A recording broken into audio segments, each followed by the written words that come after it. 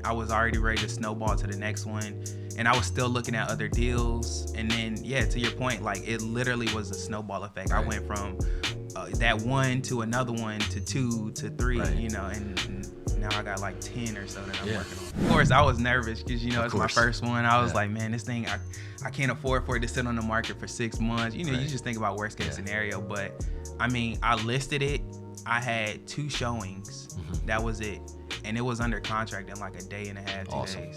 Yeah. So it was super fast. I was like excited. I was just like, all right, now we just got to make sure it closes, you know, but.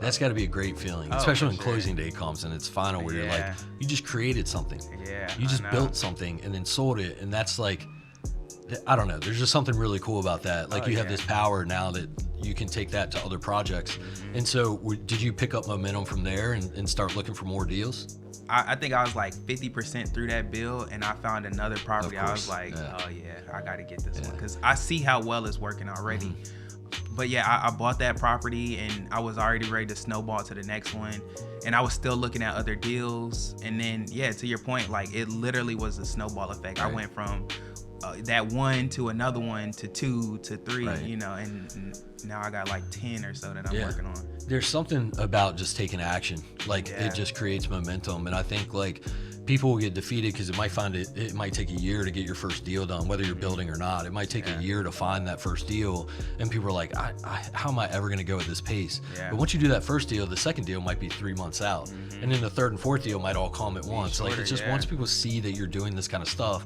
things just start to happen, that momentum builds. As you're growing, like, so you're growing a rental portfolio at this time, like you're adding more houses. Are they all like new construction that you're building, or are you also buying like rehab projects and stuff like that and throwing them in your rental portfolio? Yeah, so I mean, most of mine are going to be new construction. I bought another property. That was my birthday gift last year, but I bought another property in Churchill. Awesome. That was a rehab project. And then I actually bought another property. I closed on it like 2 days ago. Sweet. But it's a partially completed new construction in that same community I'm already building in.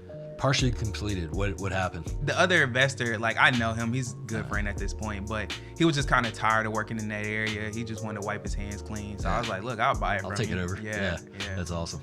So financing, once you got that first deal done, you kind of proved to the bank that you could, or whatever relationship you had, whether it was a private lender or a community bank or something like that, were you able to more easily go back to that same resource and just get financing for future projects? Sure. I mean, at this point, it's super easy. I remember that first one, start to finish, it was like 92 days from groundbreaking to closing. It was 92 days. I was really pushing it.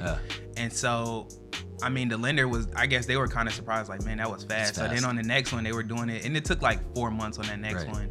And then from there, it's like, all right, now we got to try to beat that 90, 91, 92 day timeline. But yeah, I mean, now they're like funding all of my projects.